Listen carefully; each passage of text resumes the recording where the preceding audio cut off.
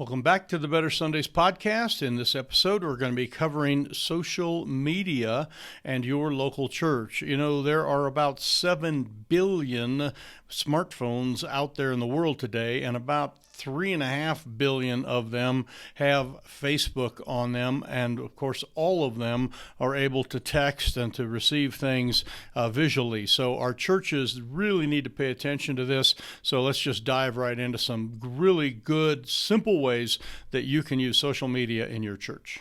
Let's talk a little bit about social. We all know what it's all about, and we know that it works. I've had a lot of pastors say, "Well, I tried some social, didn't really work." It's like, well, let's try it again, and I'll give you a little coaching. And we do a lot of that coaching in our Reachkeep Academy, where we are with people and say, "Here's how you actually do it," and we kind of talk them through. So I'll give you a little link to that at the end of how to get some more training. There, you can also go to our YouTube page. We have some training on there. But social media, let's talk first of all about what we could just Facebook as. I know there's a lot of people on other platforms, Instagram, et cetera, a lot of things out there. Facebook is kind of the granddaddy of them all.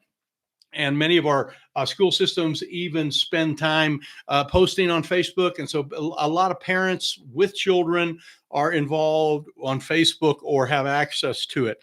Also, when you do Facebook ads, Facebook owns Instagram, and all those ads, they go right over into Instagram as well. So there are some ways to do this, and there are really two ways.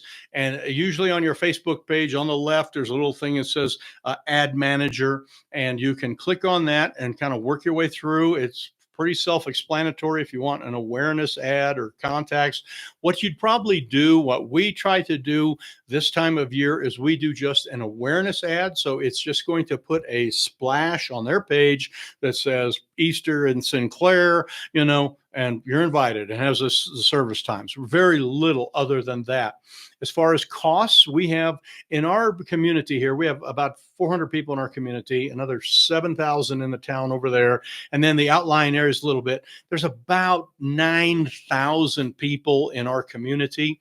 We can put an ad up and get it to every one of those 9,000 people about 5 times, 6 times. So we do that over about the 2 weeks before Easter, and it goes out and it just says Sinclair Baptist Church, service, whatever. And they can click on your website button that's there, so you could have something further if they want to go that way.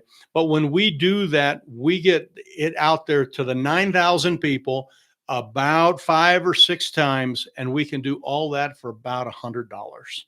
Okay, so what we're getting is about 35,000, impressions out there, and hardly anybody doesn't know that we're having Easter services. So, and we like to start early with that, about 2 weeks.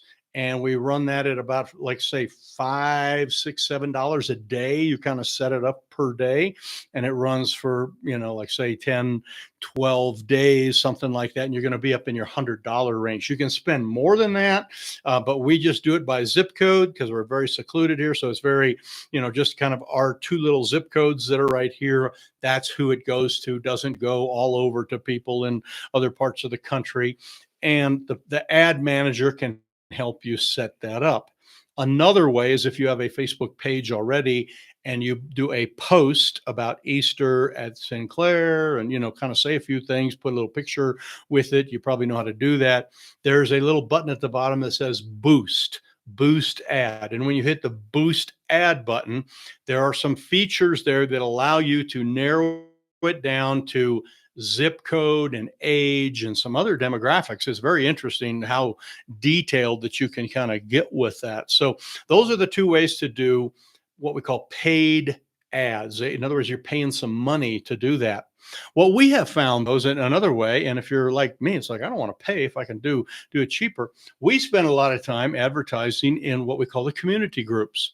Now, the community groups, you might know them more as like the garage sale groups, like, where people have advertising garage sale, or they're upcycling, sometimes they call it, or news and chatter type groups. And in your community, you can find those. And Pastor, if you don't know what any of those are, just talk to some of the ladies in the church, because many of them are connected connecting on there on those groups, and because there's all sorts of information out there about garage sales and different things, and that works good. And our school system actually uses some of the community groups to say, hey, school closure today because of a blizzard or whatever. So there's a lot of these community groups, and they're absolutely free. Now, you'll need to jump right on this week and find what the community groups are in your area that are the best ones that are out there that have the most dialogue. Some of them have, buy and sell stuff, and there's a buy and sell button. And, I've seen pastors put ad and then it says a price. And it's like, you don't want to put a price on an advertisement, but usually right next to that, it's a button called discussion. And if you hit the discussion button, then you don't have to put pricing and all that kind of stuff that Facebook wants you to do. So this works really well. We have a lot of traction on the community groups. We've actually had the head people of a couple of community groups have approached us and said, if you would like to post your sermons on there, you can do that. We will approve that for you. And it's just really an amazing thing. So, and we've got some training on that we do in our academy as well. So the community groups is just a great way to take advantage of the social media type of stuff that is out there.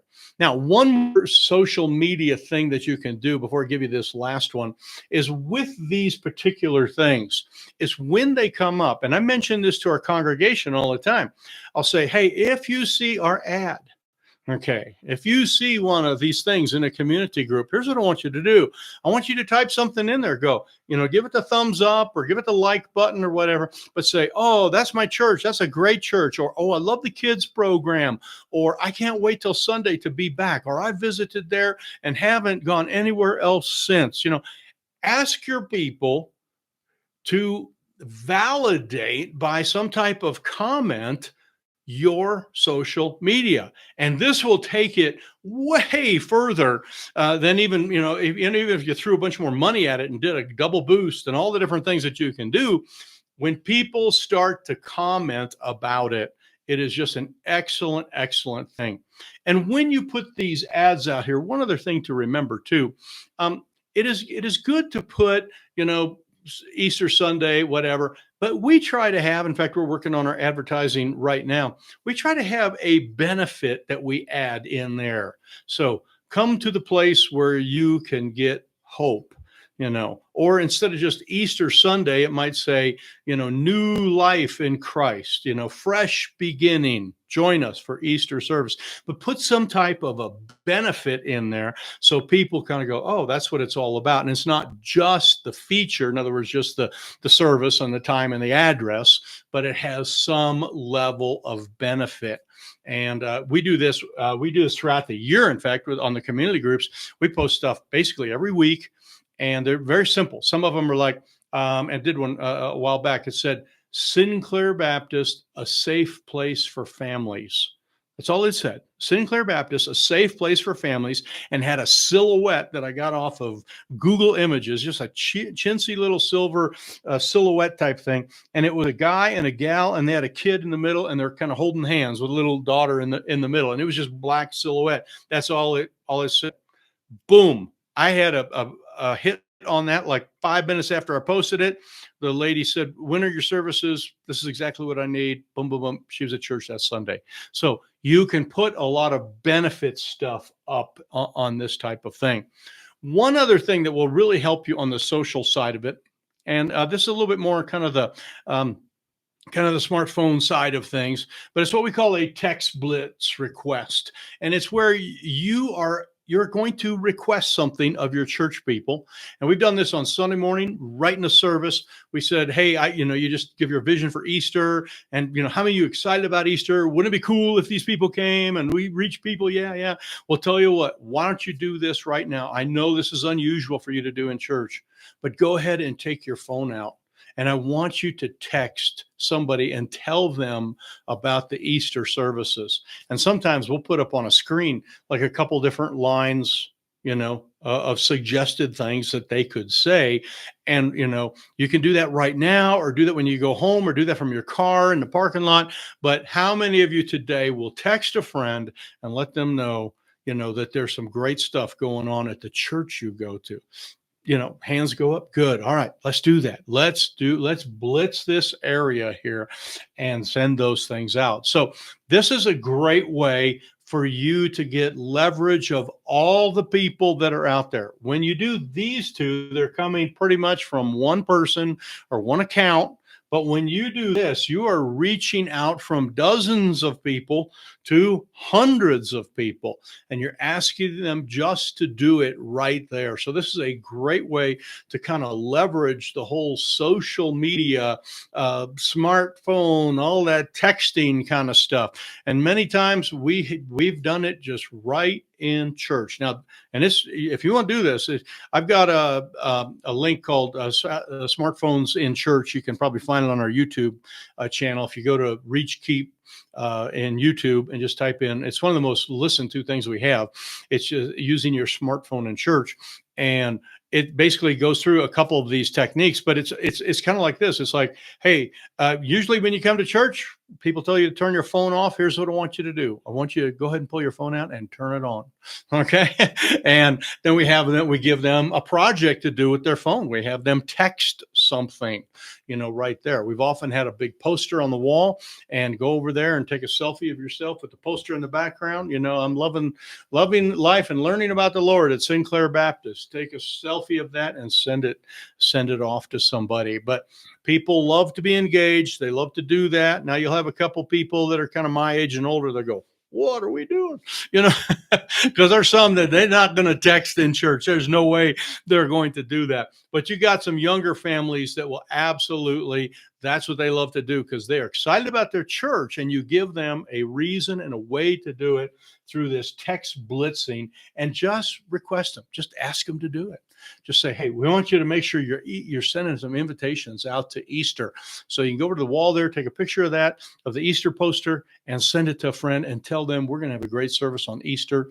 We got some special refreshments we're going to do. We're going to take some, family photos afterwards with a professional photographer. But yeah, bring them in from the fields of sin. All right. So social media, great stuff, but you got to think about all this stuff ahead of time and get it going. So, all right, let's jump to the next one here. Print. All right. This is just the opposite side of the spectrum. This is the papers. All right. Thank you so much for listening and taking time to kind of hit the thumbs up and subscribe. We really appreciate all of our followers here on YouTube, and we're grateful for each and every one.